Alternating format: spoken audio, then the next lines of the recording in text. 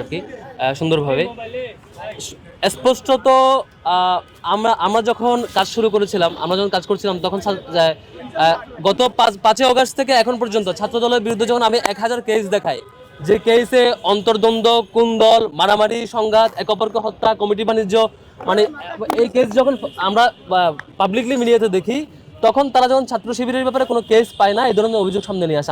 আমরা তখন বলেছিলাম স্পষ্টত, আপনি এতদিন অভিযোগ দেন নাই কেন? আমাদের বারবার বলেছি অভিযোগ থাকলে অভিযোগ দেন। আবিদ ভাইয়ের কাছে যদি লিগ্যাল টিম না থাকে আমার কাছ থেকে নিয়ে যান, আজকে মামলা করেন। যার ব্যাপারে অভিযোগ দিচ্ছেন তার ব্যাপারে এখন গিয়ে মামলা করেন। আপনার কাছে টাকা পয়সা না থাকলে, লিগ্যাল টিম না থাকলে, আইনি সাপোর্ট দেওয়ার মতো টিম না থাকলে আমার কাছ থেকে নিয়ে যান, তার বিরুদ্ধে ব্যবস্থা নেন। এতদিন চুপ ছিলেন কেন? হঠাৎ করে এটা অভিযোগ, বানোয়াট অভিযোগ বলে লাভ নাই। আর যদি সত্যিকারের অভিযোগ হয়, আপনি ব্যবস্থা নেন, আমরা আইনি সহযোগিতা, সার্বিক সহযোগিতা আমরা করবো কোনো অপরাধীর বেলায়। আর যদি এমন হয় যে হচ্ছে শিবিরের ডায়েরি কারো হাতে থাকলে সে শিবির হয়ে যায়, কালকে দেখলাম আবিদ ভাই নাকি হঠাৎ শিবির হয়ে গেছে। আবিদ ভাই কোথায়? আমরা ছাত্র শিবিরের পক্ষ থেকে সবাইকে